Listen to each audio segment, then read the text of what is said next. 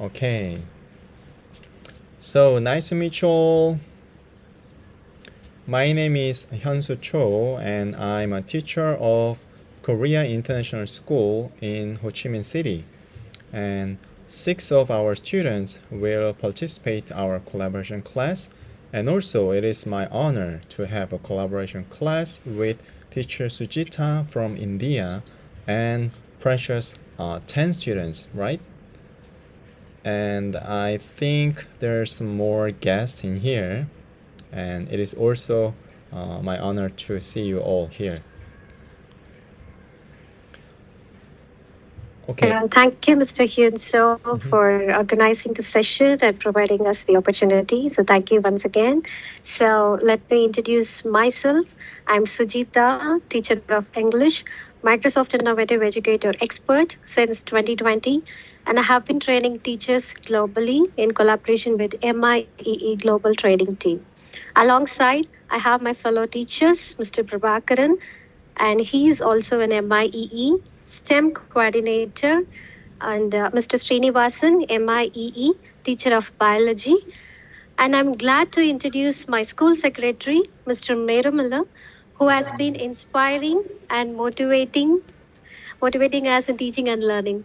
His global perspective and guidance have been instrumental. His dedication to encouraging learning exchange across the globe had a profound impact on our educational endeavors.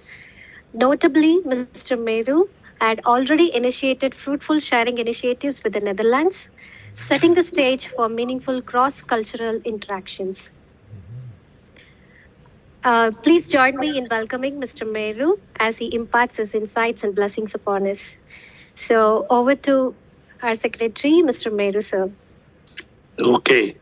Thank you so much for inviting me to this meeting. And I'm very glad that I'm part of it. And I have been introduced by Sujita already, so I don't need to speak. I would like to hear from others. Thank you so much for this time.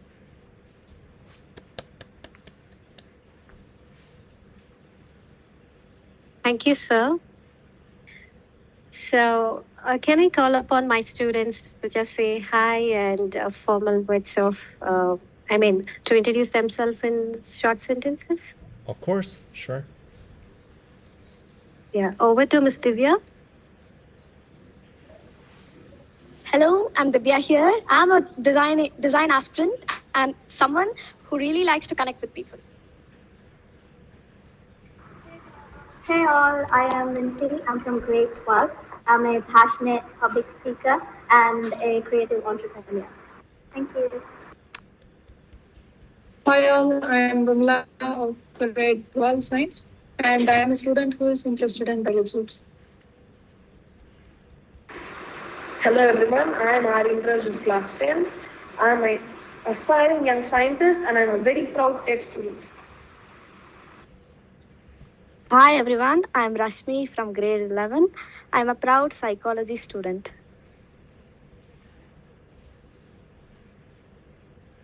Hello everybody, myself Tilak. I am most interested in football.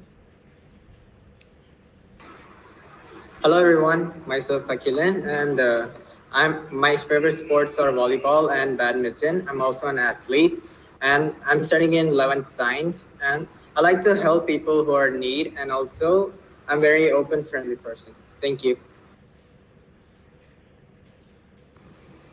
Hello everyone, I'm Yashita of grade 11. Art is something I'm genuinely passionate about and I'm a very affirmative person. Thank you. Hello everyone, I'm Mahadi and I'm an extrovert. Thank you.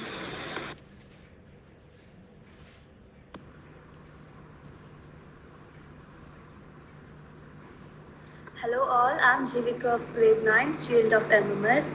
I'm a young aspiring entrepreneur.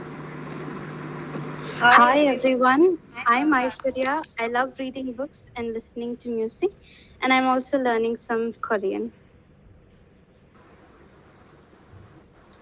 Hi all, I'm Akshit Vedant. I'm a travel freak and a passionate photographer. Thank you.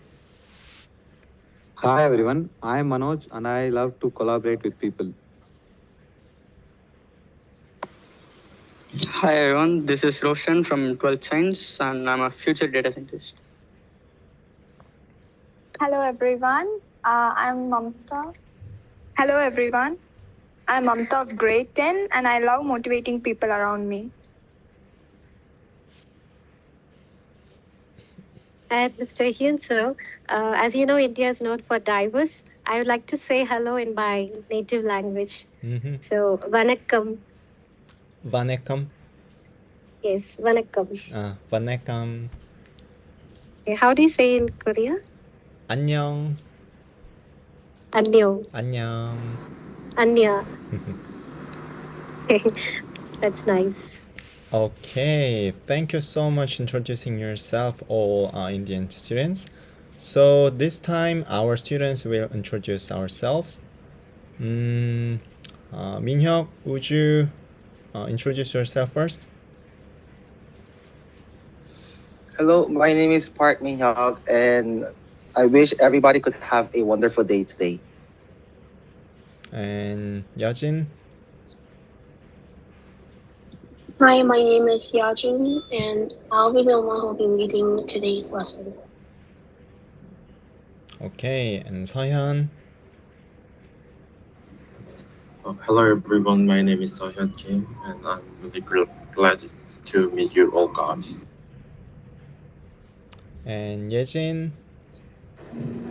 Hi, my name is Yejin and welcome to participating in our class. And I cannot see Jichar, but is he in here?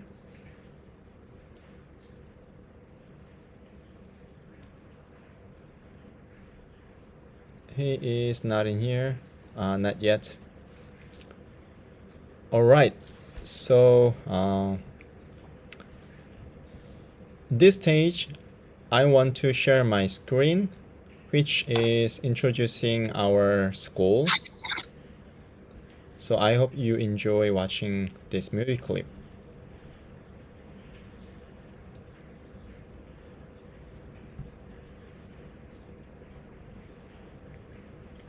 Can you see my screen?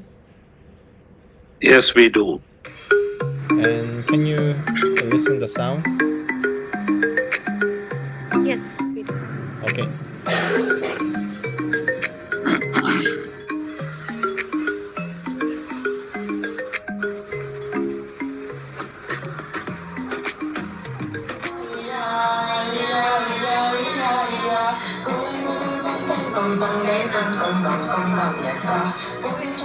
One minute each to present them.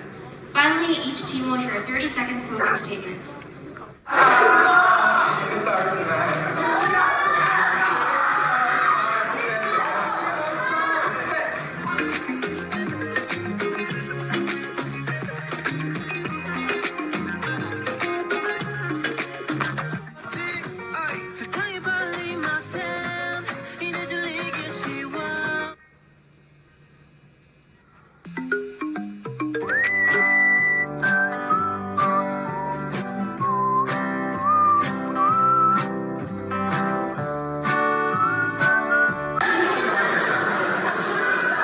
This is our home. Look at this field of freedom, field of education, field of enthusiasm all over the school. This is one of our school's classrooms. As you can see, all the students are collaborating and being positive about our work and our projects and our necessity to build a grateful future in our work.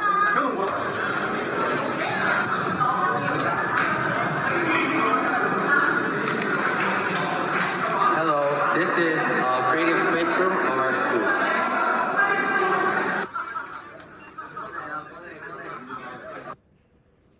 Hello everyone.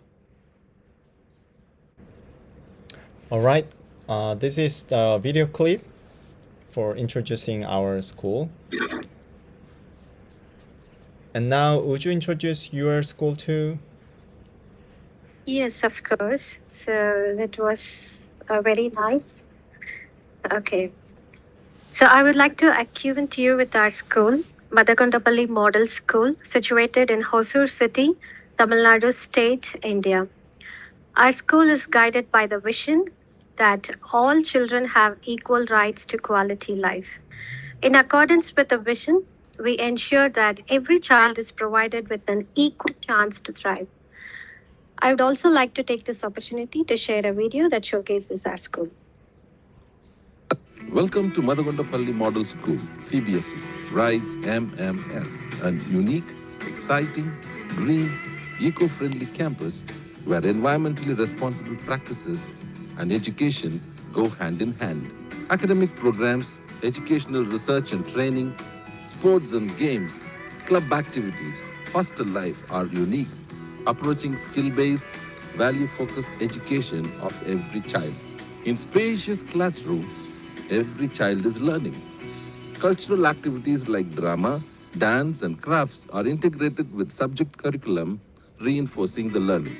Sports hostels, hostel library, focusing children to prepare for competitive examinations are unique with MMS.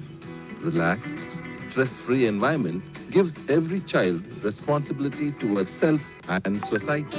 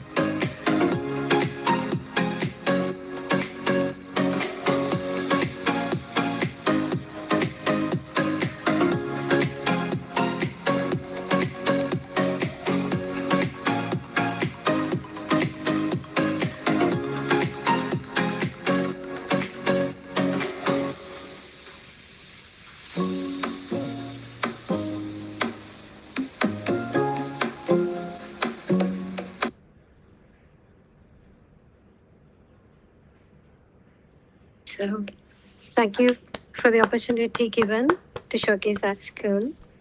Wow, it was amazing video clip. Thank you. Okay, since we don't have much time, so shall we go to the stage 3?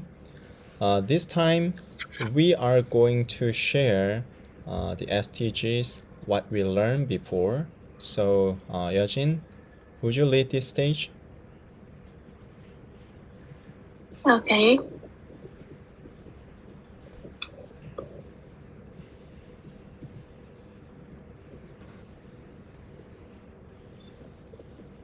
Okay, so hello, my name is Yajin, and I'll be introducing the SDG Goal 7 that refers to affordable and clean energy. Okay, so first, I'd like to remind you all what the Sustainable Development Goals are. The 2030 Agenda for Sustainable Development, adopted by all United Nations member states in 2015, provides a shared blueprint for peace and prosperity for people on the planet now and into the future. At its heart are the 17 Sustainable Development Goals, also known as the SDGs, which are an urgent call for action by all countries, both developed and developing nations, in a global partnership. SDG Goal 7 is to ensure access to affordable, reliable, sustainable, and modern energy for all, as such energy sources are key to the development of agriculture, business, communications, education, healthcare, and transportation. Not only that, SDG 7 is essential for achieving other sustainable development goals, such as Goal 1, 2, 3, 4, 6, 11, and 15. According to the annual report called Tracking SDG 7 from IRENA, the progress towards SDG 7 has been mixed. While there has been some progress in expanding access to electricity, the rate of improvement has been slower than what is needed to achieve the target of universal access by 2030. There has also been some progress in increasing the share of renewable energy in the global energy mix, but this progress needs to be accelerated as mentioned previously. The COVID-19 pandemic has also had a negative impact on the progress towards SDG Goal 7.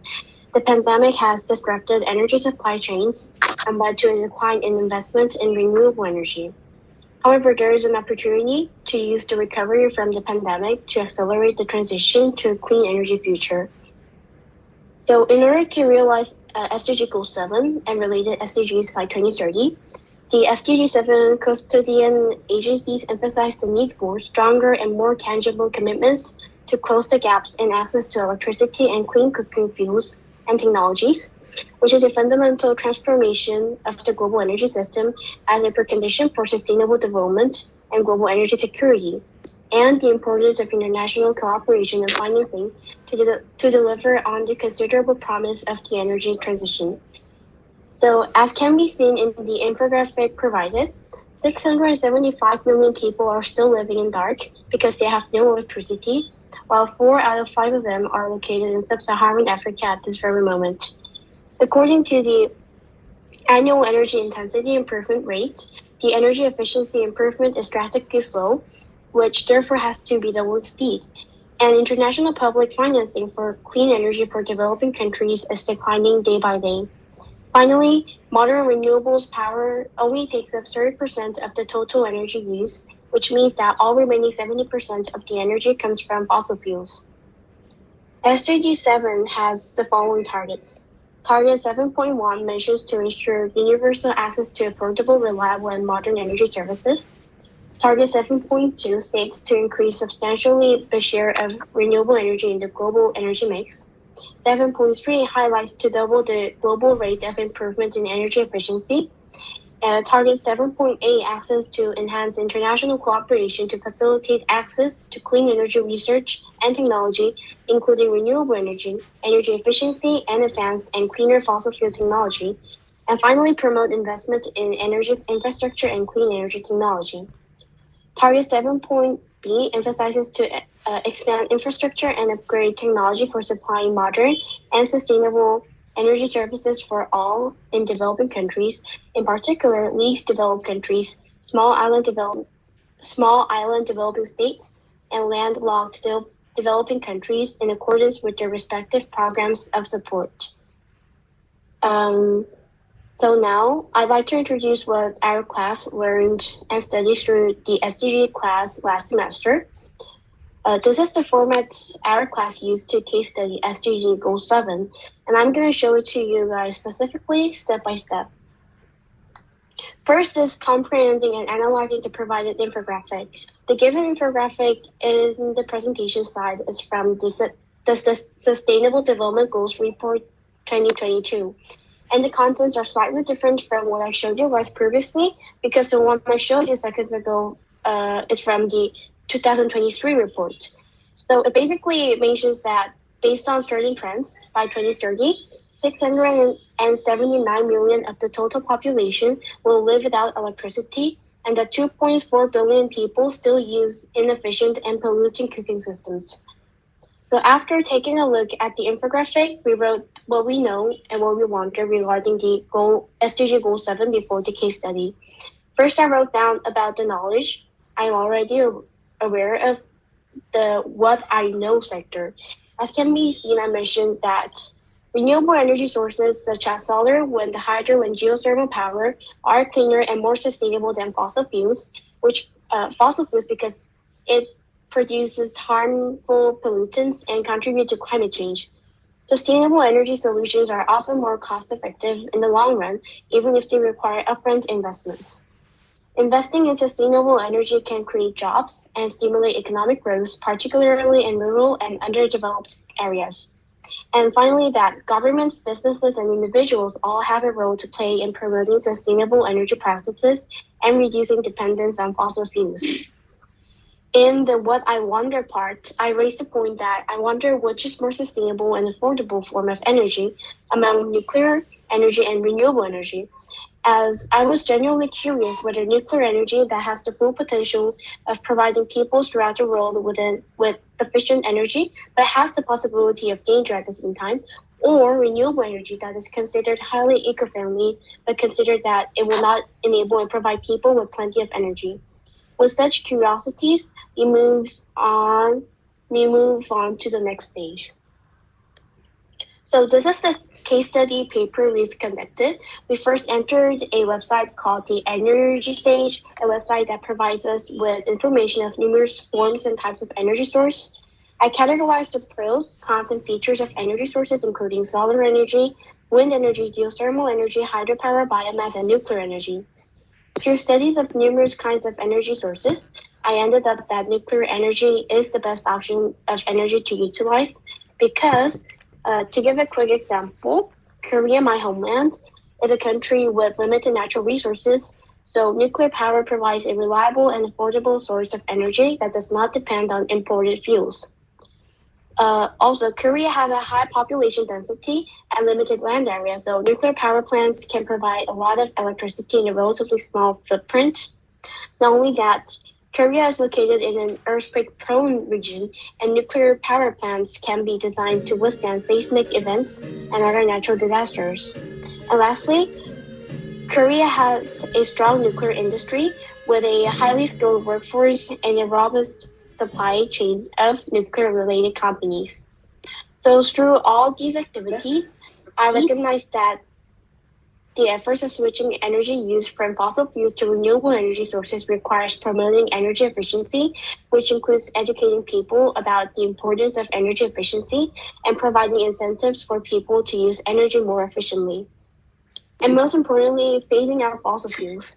This includes reducing our reliance on fossil fuels and investing in clean energy alternatives. So after the case studies of numerous energy sources, I wrote down what I've learned through all the activities I've done that day in the what I learned sector. So I wrote that I noticed the importance of renewable energy. Renewable energy sources such as solar, wind, and hydro are becoming increasingly affordable and reliable, and this means that we can transition to a cleaner energy future without sacrificing economic growth or energy security. I also realized the importance of public awareness. We need to raise awareness of the importance of clean energy and the need to transition to a cleaner energy future. This will help to create the demand for clean energy solutions and to support the policies and investments that are needed to achieve SDG Goal 7. So through all these activities, our class finished a case study of SDG Goal 7 and finally moved on to another SDG study. I believe that these activities and works enabled us to fully be aware of particular SDG goals. And this is the end of my presentation. Thank you for listening.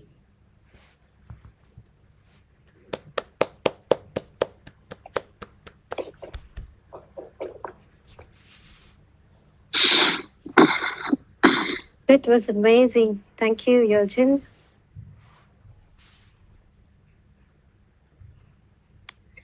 Thank you.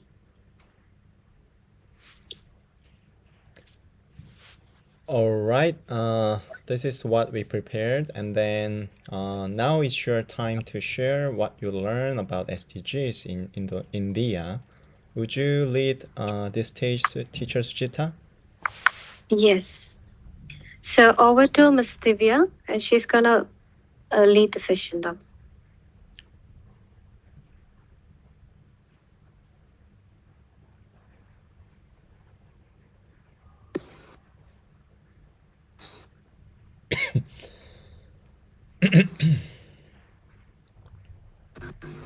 Hey all, I'm Divya here, and I'm here to briefly give an introduction about Sustainable Development Goals and about the seventh goal, which is the affordable and clean energy.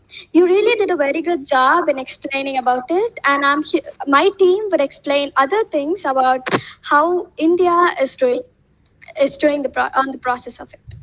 First of all, as you said, the Sustainable Development Goal, also known as Global Goals, was introduced by the United Nations General Assembly in 2015, and to end poverty, protect the planet, and to ensure all people enjoy peace and prosperity.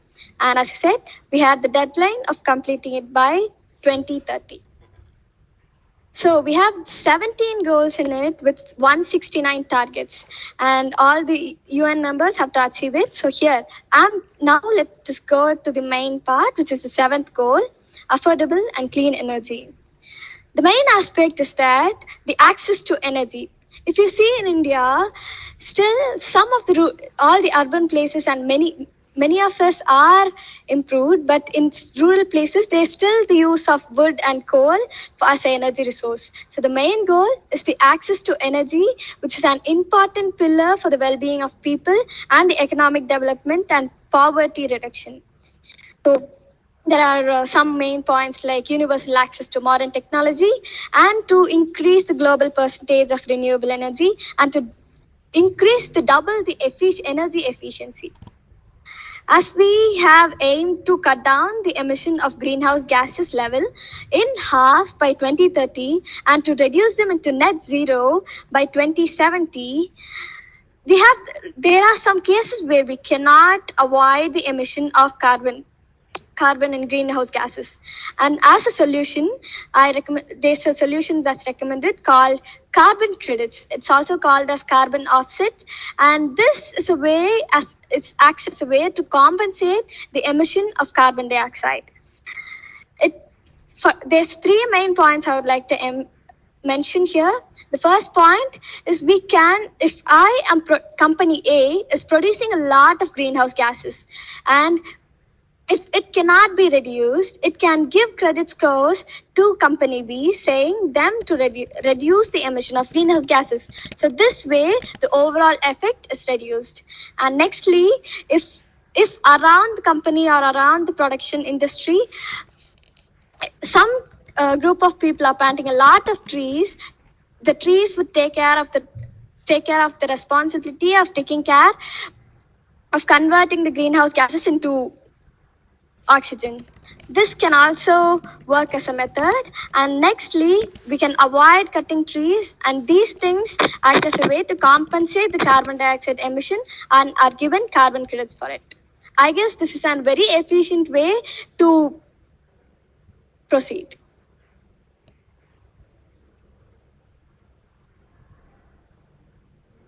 So here are the 5 states with high renewable energy in India. First is Rajasthan. Rajasthan is a hot and humid area, and about 61.1% of area is covered with desert. It consists of wind, solar, and hybrid energy. Rajasthan has India's largest solar network, which covers about 56 square kilometers. And what is hybrid energy? Hybrid energy refers to a combined approach that integrates multiple renewable energy sources or technologies to generate power. So in Rajasthan, we are combining wind and solar energy. Next is Gujarat. Gujarat is famous for its green hydrogen, green energy, and biogas. Green hydrogen is produced through electrolysis using renewable energy sources, offering a clean fuel option with minimal environmental impact. And green energy refers to power generated from renewable and environmentally friendly sources such as solar, wind, hydro, or geothermal that have low or no carbon emission. Next is Karnataka. Karnataka is the one of the largest producer of electricity in India. It consists of wind and solar energy. And next is Tamil Nadu. Tamil Nadu consists of green energy, solar energy, and wind energy. There is a place called Aralvai Mori, which consists about 3,000 windmills. Next is Maharashtra. It is famous for solar energy. It has abundant sunlight, which makes it favorable for setting up solar power plant in Maharashtra.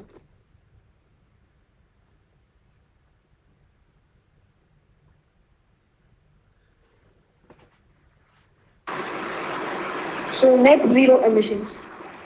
Net zero emissions is nothing but we Indians aim to have zero carbon emissions by 2070, meaning we want to completely eliminate all emissions of greenhouse gases by 2070. We also aim to create our own electricity, meaning we completely use our own electricity. These are two of the promises that were given us by our government. It has also put forth many other programs like this to improve the production of energy in India. All these programs are sure to turn the tide of the future. But why do we want clean energy? Well, our world runs on the energy we produce. We need to be conservative and we need to use our resources in a way that the future generations will also be able to use it. And hence, we use clean energy.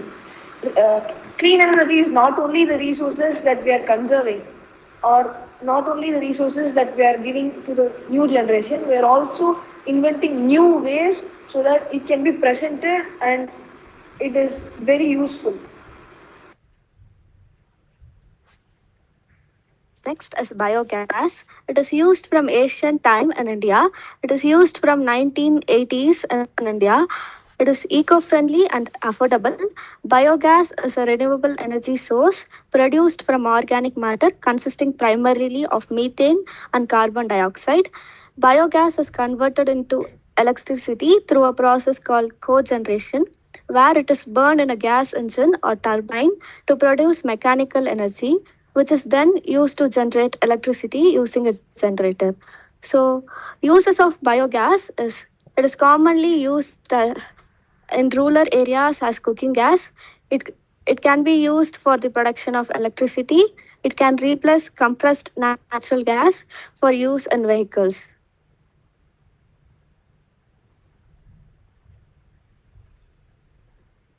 Educational improvement through our school.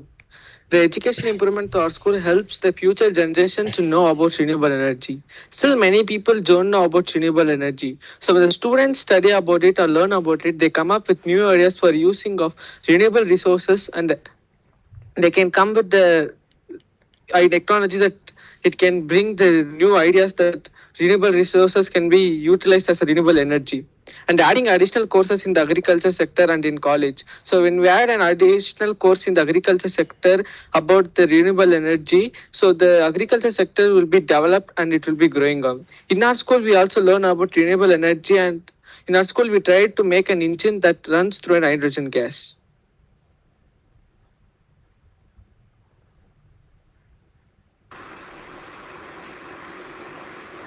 So until now we saw what is renewable energy. Now we are going to see what has India done to it. Well, we are going to be producing all our energy using solar, wind and biofuels. They've already started our progress towards that, as now we are able to produce energy using rice husk, straw, cotton stalk, coconut shells, de-oiled cakes, coffee wastes, jute wastes, groundnut shells, sawdust and much more. With this, we are stepping out of the era of fossil fuels and moving on to the era of bioenergy. The sources of these energies will exist long after the fossil fuels would have run out. We also use nuclear energy. Well, nuclear energy is the energy that is in between the nucleus and the electron of an atom. We get nuclear energy through a process called nuclear fission, where we are able to separate the nucleus and the electron and use the energy in between it. This nuclear fission happens in places like nuclear reactors, nuclear power plants. That is why they are so heavily protected. So the radiation does not go out.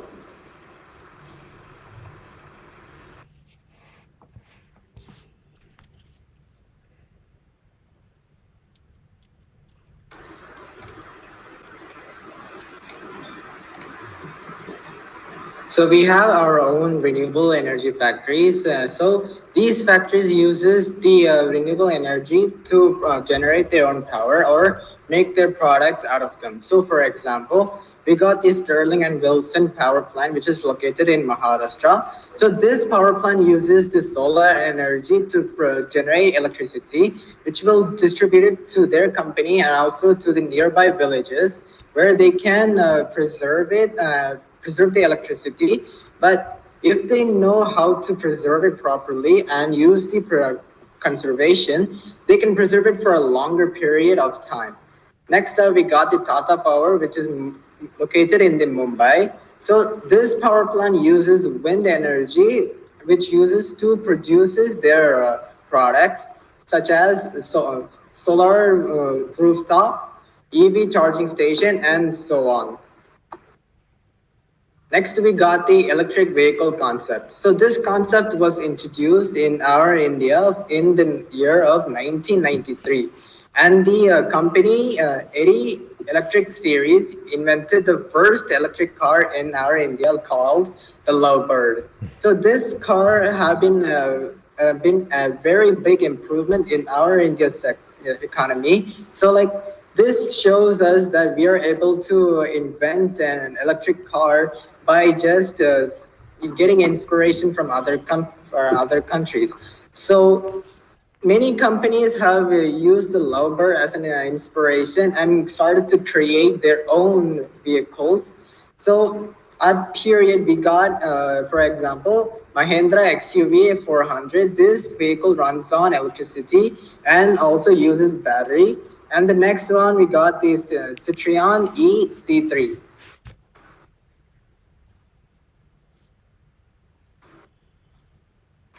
There are engines like BS6 manufactured in India, which is especially designed for reducing the net pollutions and reducing the emission level of nitrogen monoxide in cars. It helps in reducing the depletion of oxygen, ozone layer.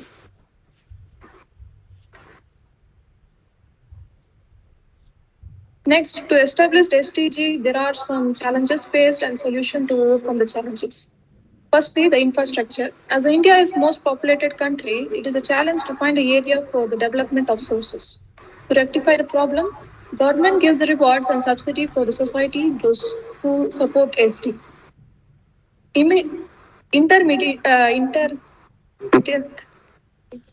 Intermittency of renewable resources. The sources are fully dependent on climate. The amount of energy stored will be differing according to the climate. So the technology innovation helps like increasing the capacity of the battery. Finance barrier. To initiate SDG, there is a need of capital.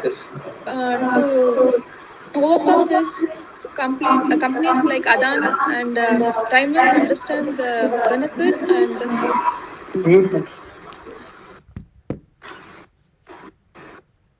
the benefits and profits of SDG, and they invest some of their capital in promoting SDG. Grid integration. Extending power grids requires and technology which is very complex to ensure the stability and reliability of sources. To ensure the stability and reliability of sources, smart technologies is used which satisfy the demands.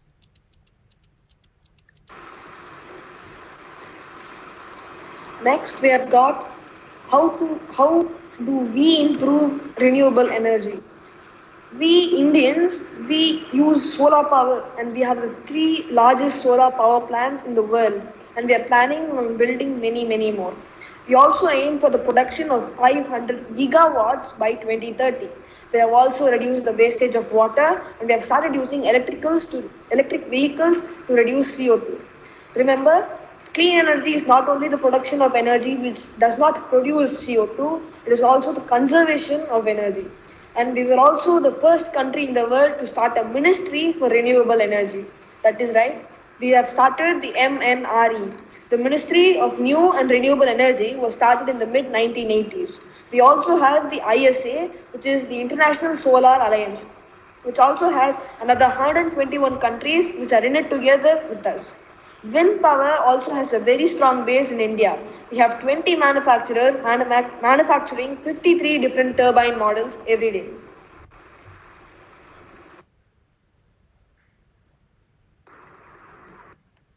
Need for an NGO. NGOs are all across India. They are working on retaining sustainability and also promoting the awareness of sustainability. And as India lies very close to the equator, its hot and humid climate opens various doors where we can use solar energy efficiently and effectively. And we have also have more than 18,000 villages which are solely run upon solar energy with high gigawatts result. And next we have landfills. Landfills are a critical topic, hence people are starting to understand that waste must be segregated from organic to inorganic, where organic can be used for manures and inorganic can be used for recycling and reproducing. We young entrepreneurs of India are trying to find different ways where we can recycle plastics more effectively, which will be used with much higher probability. And we have also found ways where we can use plastics which are laid under the seabeds, which can be turned into effective materials which can be used in less harmful way. And next on the slide, we have our Indian budget. Indian budget is revealed on 1st of February every year. The union budget have also secured a certain amount of money. For example, this year, 2023 to 2024, we have secured 35,000 crores, which will be used for affordable and clean energy in India. Compared to the last year, we have increased 24 percentile from 22 to 23, and where we are moving towards green mobility, green building, green farming, and green equipment. We are monitored by International Institute of Sustainable Energy, who are approving our steps toward affordable and clean energy. As per the data, we increased from 600 crores to 765 crores compared to the last year's budget. And also, we have secured 30 crores for climate change action plan and 60 crores for adaptation plan and 48 crores for national mission on Himalayas. As middle classes have started to grow in India, so is our economy have started growing in multiple ways. Because of our higher growth of GDP, we have started to use our money efficiently on sustainability.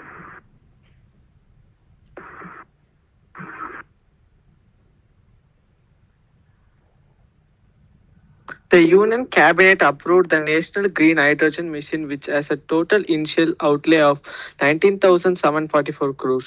Green hydrogen is considered a promising alternative for enabling this transition. Hydrogen can be utilized for long duration, shortage of renewable energy, replacement of fossil fuels in industry, clean transportation, and potentially also for decentralized power generation, aviation, and marine transport. The National Green Hydrogen Mission was approved by the Union Cabinet on 4 January 2022 with the intent objectives of making India a leading producer and supplier of green hydrogen in the world, creation of export opportunities for green hydrogen and its derivatives, reduction in dependence on important fossil fuels and feedstock, development and indigenous manufacturing capabilities, attracting investment and business opportunities for the industry, creating opportunities for employment and economic development.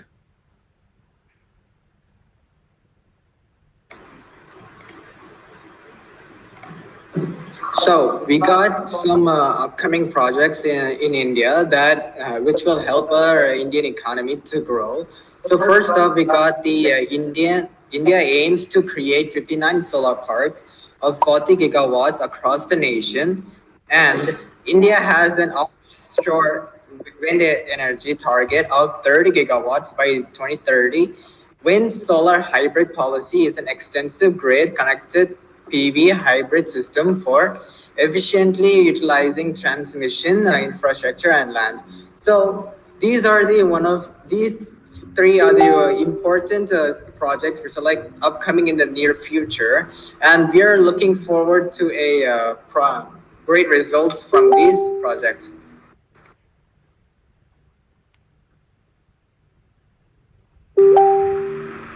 Our school has also contributed towards the improvement of clean and affordable energy. So what has it done exactly? Our school is using solar power, and we also use wind power. So this is to help improve our school standard, and also our entire admin block is running on solar power. I am very proud to say that we are also in the process of building a humanoid robot that runs on solar power, and it gives me immense pride to say that one of our students has successfully made a hydrogen fuel cell.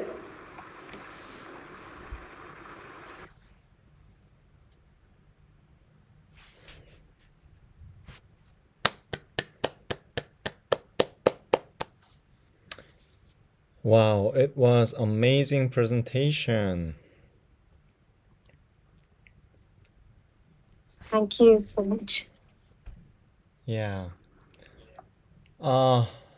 Actually, I wish I had more time to we have collaboration together, but we only left about 12 and 30 minutes, 13 minutes. So we prepared our K-culture introduction video clip on the YouTube. So if time is not enough, then I will send you the link so that you can enjoy the video clip with your students. And So would you introduce yours first? Yes, of course. So over to Yashika.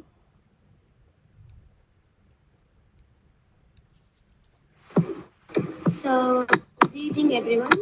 So, we students are gathered here to give a brief presentation on the Indian culture, which is a vibrant tapestry, woven with traditions, beliefs, and practices that are evolved over thousands of years.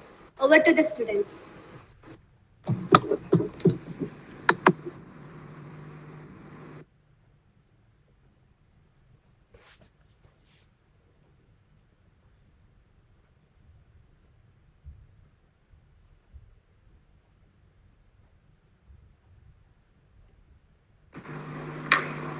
So, hello all, this is Jivika here to speak about festivals and epics of India, which is part of Indian culture. So, India is known for its culture heritage. So, basically, festivals of India is of three types: national, religious, and harvest festivals. So, let's go about national festivals. We have three festivals, national festivals. They are Republic Day, Independence Day, and Gandhi Jayanti. I'm glad I'm speaking about our Independence Day celebrated in India. India got its independence on August 15, 1947, a series of historic events with the ultimate aim of ending British rule in India.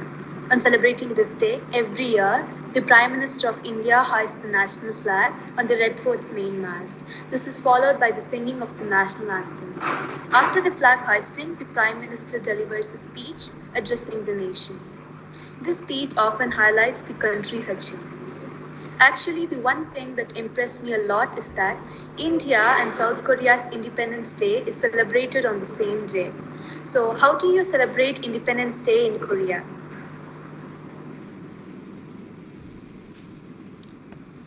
Is there anyone who can answer the question?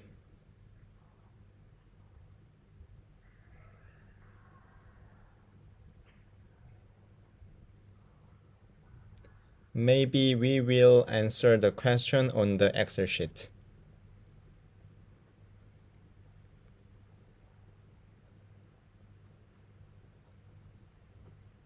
Okay, would you continue to present your presentation? Yeah. So next is Republic Day, a part of national festival. Republic Day is celebrated for the adoption of the Constitution of India, which was framed in the year 1950 on January 26th. And Gandhi Jayanti, it is celebrated in India to mark the birthday of Mahatma Gandhi, who is the father of India. Does South Korea has a father of the nation? If so, will you have a holiday for that? So is there any idea that of the question?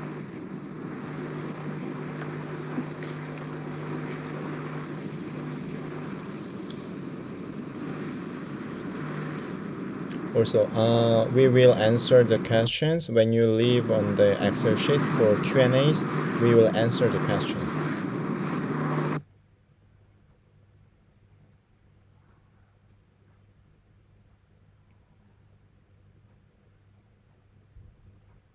Unmute, please. Yes. Yeah, am I audible? Yeah. So religious festival that we celebrate in India are Christmas, Diwali, Holi, Dasra, Durga Puja, Raksha Bandhan, Buddha Purnima, Eid Mubarak, Ramzan. And harvest festivals that we celebrate in India are Bihu, Pongal, and Onam. Bihu is half praying sun and dancing for the cultural songs, and Pongal, praying sun and doing rituals to the motherland and the harvested grains, decorating of cups. Onam, in this festival, people arrange flower petals in geometry circles. This festival is famous in Kerala state. They they celebrate it by having boat trips. So now I take my turn to speak about epics. So there are generally two epics of India which is so great, that is Ramayana and Mahabharatam are the two major epics of ancient India. They both are written in Sanskrit. So Ramayana is written by Valmiki, one of the famous epics of India. It actually narrates the life of Rama, a prince of Ayodhya and a king Kosala. People believe that this story is all about God Rama and still believes it. So Mahabharatam was written by Vyasa. Mahabharatam is one of the two major Sanskrit epics of ancient India. It is the longest known epic of India. Many festivals are celebrated for the success of these two epics. So thank you. So music and dance.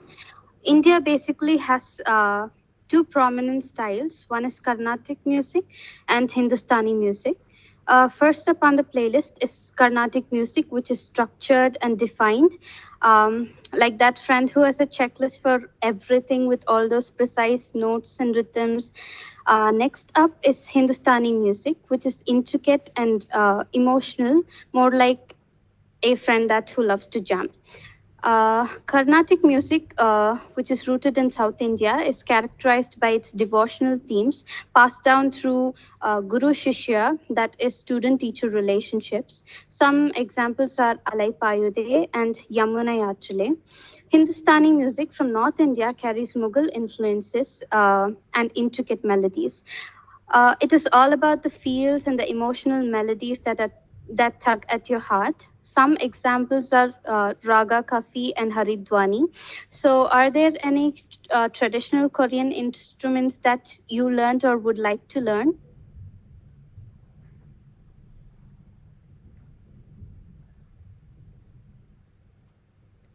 Okay. How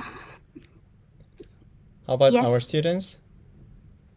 Do you want to learn?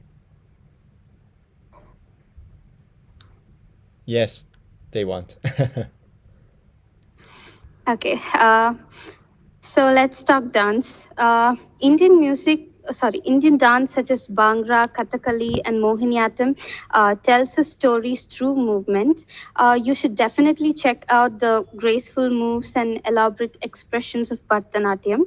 Let's take a quick detour to Korea. Interestingly, there's a resemblance between Korean pansori and India's music in using music for storytelling. Just like K-pop, beneath all the catchy tunes and the cool dance moves, Indian music has got emotional depth. So, in conclusion, Indian music and dance unites cultures and in their rich artistic expression. Thank you.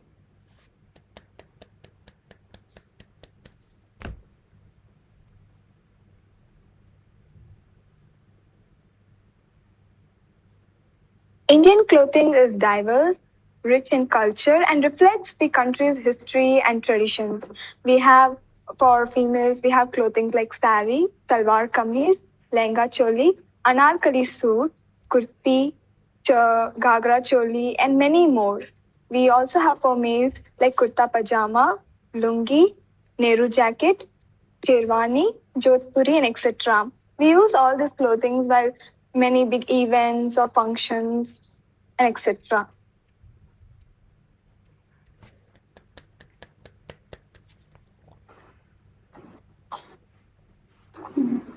Hello, everyone. I'm excited to talk about something that makes India truly special. That's language and literature. Before starting, what is language? Language is nothing but a tool which is created by man to communicate within himself. India has about 19,000 languages. Yes, you heard it right. India, according to the survey took by Indian government, there's about 19,000 languages in India, and but in these 19,000 languages, only 100 of languages have letters. So only India is called as the gallery of languages. So in this 100 languages, only 2 languages said to be the important and special language because it's said to be the mother of Indian languages. One is Sanskrit and another is Tamil.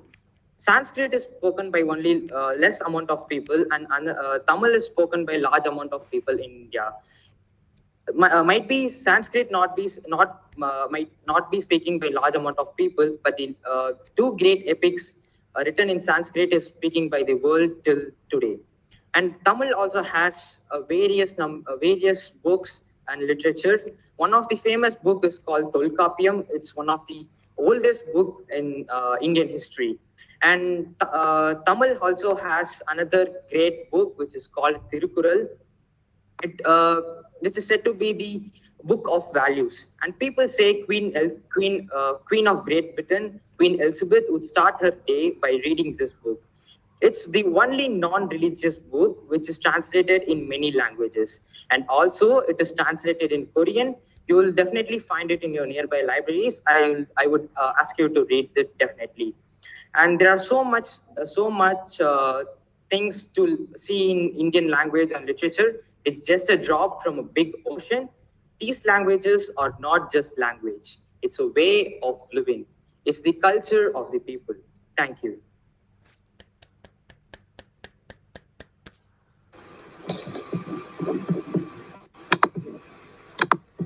So, sculptures are the earliest art forms in India. Some of the common periods where sculptures were made were first will be Indus Valley Civilization. The famous one of this period is Dancing Girl. The second will be the Mauryan period. The Mauryan period had speciality in the iconic lion capital of Ashoka, which was made by Mauryan Empire.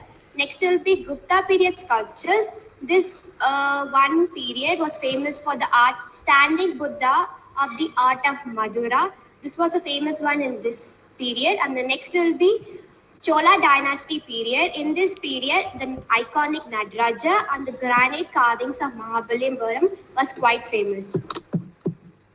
India also holds a great significance for architecture. Some of the commonly known architecture are Hindu temple architecture, which is divided into Dravidian style and Nagara style. In Dravidian style, we can see Meenakshi temple and Kailash temple at Ellora caves. When we come to Nagara style, we see Sun temple at Konark and Gujarat temple at Gujarat. So there are many Buddhist temples also located in the northern India. And when it comes to the south, Chola temples are the legacy of Tamil temples, which are located in South India. So it's known for its architecture and designated as UNESCO World Heritage Sites. Same like the Hindu temples, even Indo-Islamic architecture hold the greatest significance in India. Some of the quite famous monuments of this Indo-Islamic architecture are Qutub Minar and Taj Mahal and the Great Fort of Agra. Thank you.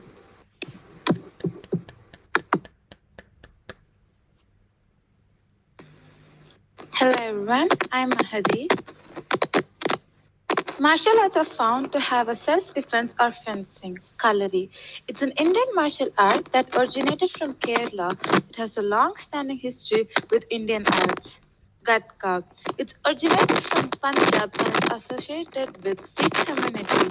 It is an ancient martial art. Silambam. It's originated from Tamil Nadu. It helps to attack and defend. It's increasingly popular art in which weapon is from bamboo called mungil and perambu. Latikela. One of the oldest weapons used in martial art. Lati refers to stick, mainly canned sticks. Kuttuvarisai. It means empty hand combat. This martial art helps to boost up athletics, footwork through yoga, gymnastic, breathing exercise. Varmakalai. It's a Tamil tradition art of vital point. Its combat application is known for Adimurai. It is known as pressure striking point. These points are believed to be the centers of life and energy controlling. Bodhidharma is the founder of all martial arts. Thank you.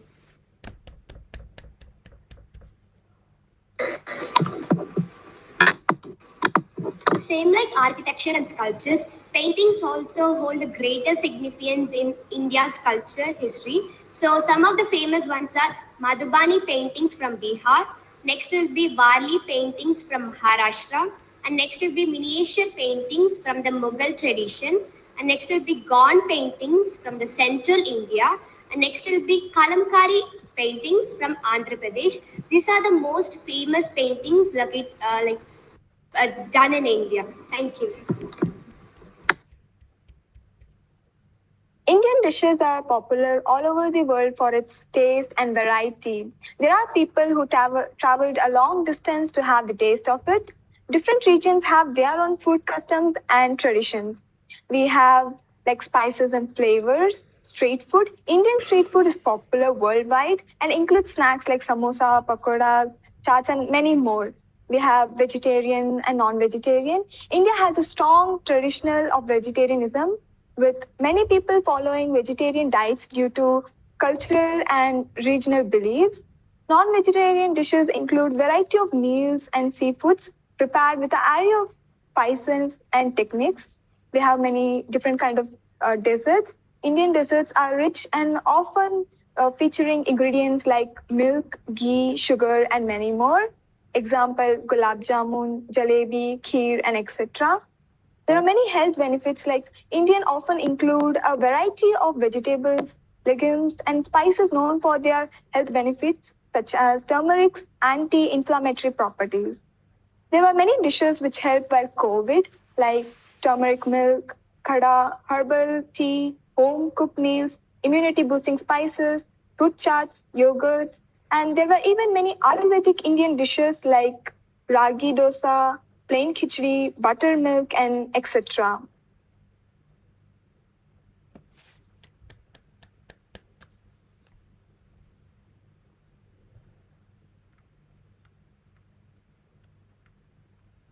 Next, we have sports. India has a rich tradition of sports, many of which have deep historical and cultural significance. These traditional sports are often regional, specific, and has been played for centuries. There are games like kabaddi, jallikattu, archery, balchoro, and etc. There are many football players in our school who have played for international levels, and there are MMS players who played for for other countries too, like Germany and France.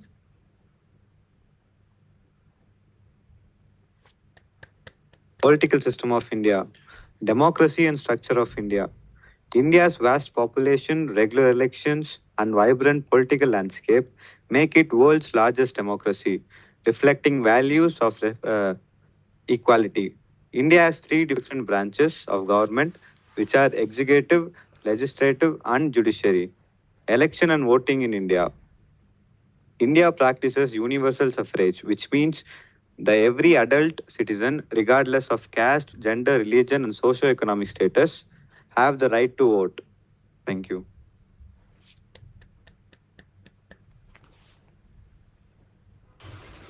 India has a rich cultural heritage that includes various traditional practices rooted in ancient wisdom.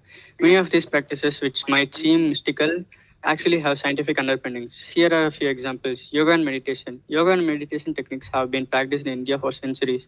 Ayurveda. Ayurveda is an ancient system of medicine that focuses on holistic well-being. Pranayama. Pranayama involves controlled breathing exercise. Fasting and practices. India has a long history of fasting for religious and health reasons. Mudra. Mudras are hand gestures often used in yoga and meditation. Rangoli. Rangoli is a traditional art form created using color powders or flower petals.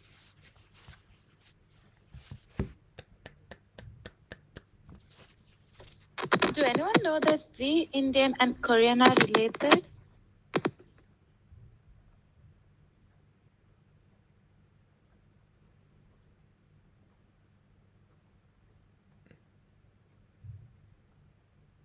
Pardon me? Do anyone know that we, Indian and Korean, are related? Oh, well, So let me tell. okay. It is a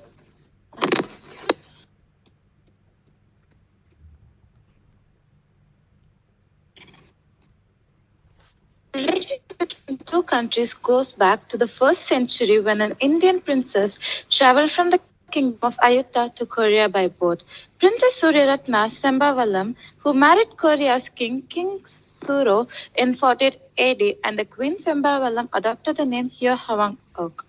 Queen Hyo Hwang Ok was the first queen of Gaya dynasty. Some Chinese language texts claim that the king of Ayodhya had a dream where God ordered him to send his 16-year-old daughter to South Korea to marry King Kim Suro. The royal couple prospered. They had 10 sons and both lived to be over 150 years. Kim is a common surname in Korea, and King Kim Suro is considered to be the father of the Kim clan, which is based on Gimhae. The legend says that therefore King Suro allowed their two sons to take her name Hyo, which is used to the day. Today, historians say descendants of the couple number more than 6 million, which is roughly about 10% of the South Korean population. People from Karak dynasty have also preserved the rocks that are said to have been used by the princess during her sea walk to Korea to keep her boat stable. Former South Korean President Kim Jong-il claimed their ancestry to the Karak dynasty. Similarities we have in food. In the southern part of India, people eat rice as their main course, just like South Korea. There's a Korean winter snack which is called hotteok. It's made with dough, then there's brown sugar and some nuts inside it. You flatten it and you fry it. Just with the same process, we have a sweet called upputtu, which is made as same process as the hotteok. The base is dough, some jaggery sweet inside, we flatten it and we fry and we eat it. Here my friend Jivika is here to tell about the words which we have similar and the meanings too. Yes, let me share a few words that I felt similar between Korean language and India's one of the language that is Tamil. So the word nan, that means I or me, is similar with both the languages. Va, that means come or come here. And nal, that means day. Uram or uram, that means manure. Pul, that means grass. Pudu, that means new. Eru, that means blow. I think these are the words that are much similar between ourselves. We have a beautiful word that's amma, both of them has as umma. So if you people know any other words that are similar between ourselves, you can share.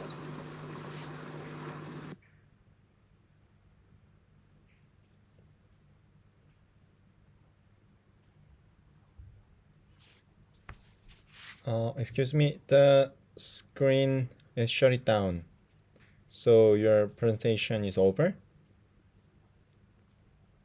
Yes, it's over. And Jivika, would you like to ask the question? Yes, sure.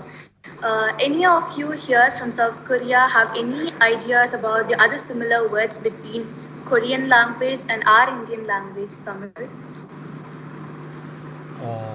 Well, I couldn't find out. But how about students?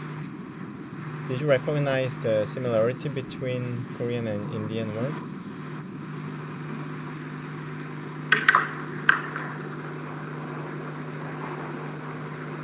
Maybe they couldn't notice because they are not familiar with Indian.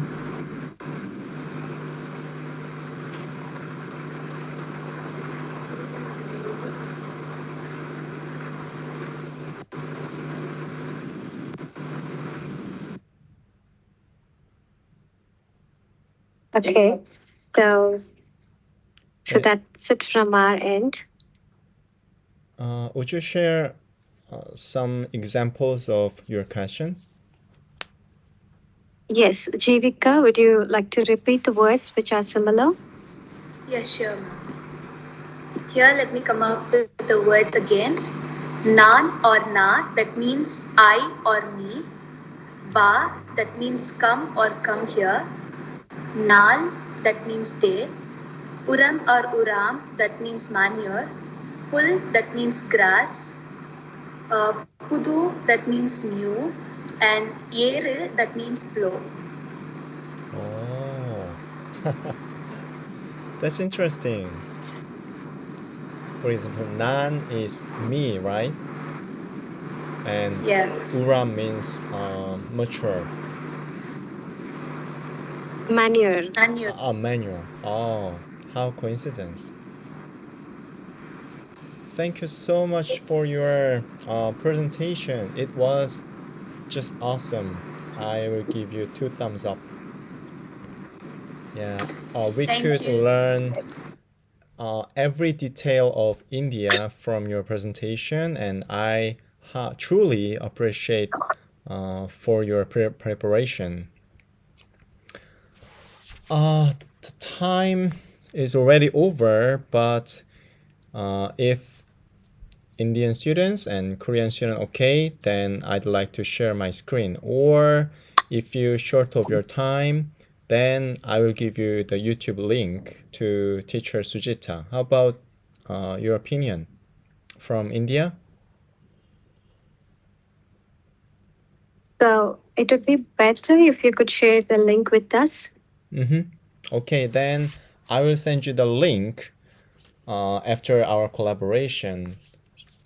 Since I gave you about 10 times to share our culture exchange, but I think you spent about 20 minutes over.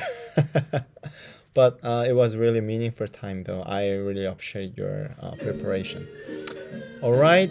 And then I'd like to share my screen shortly to explain several things.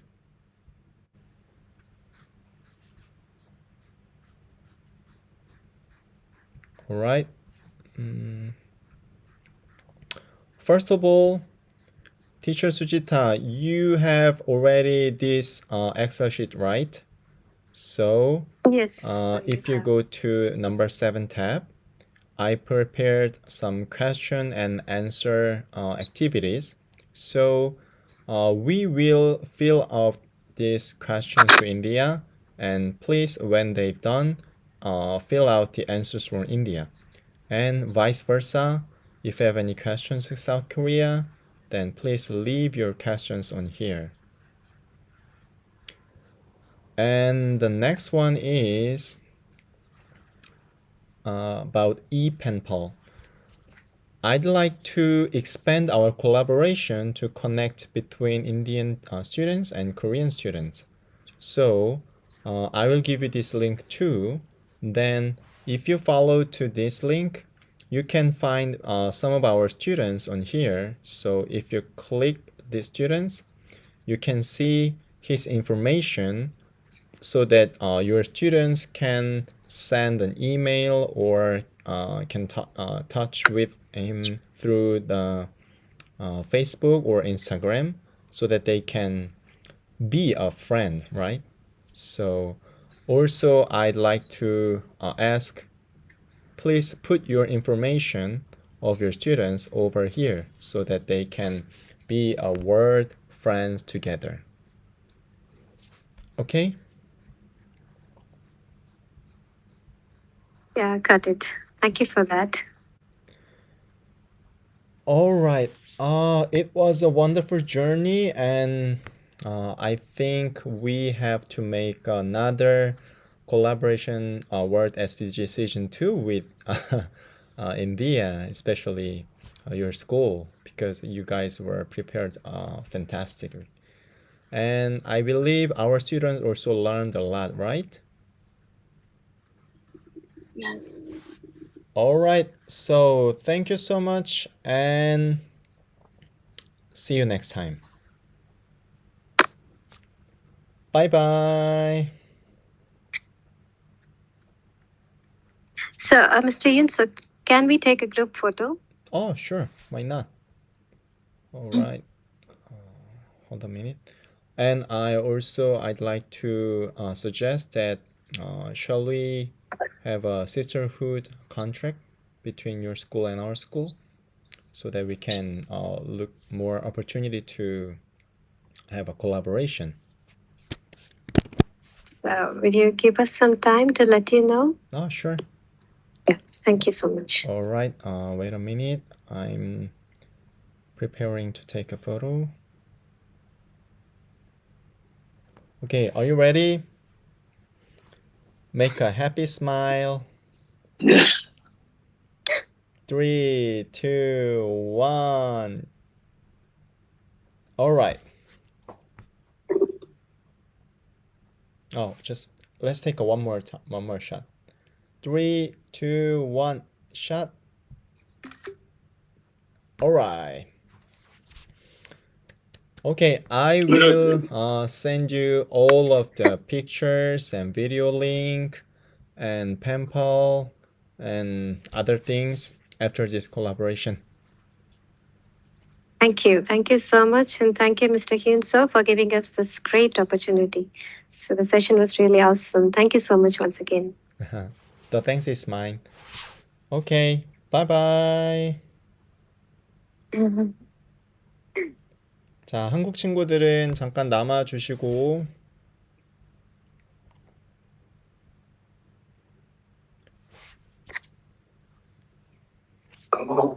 bye bye, Indian friends.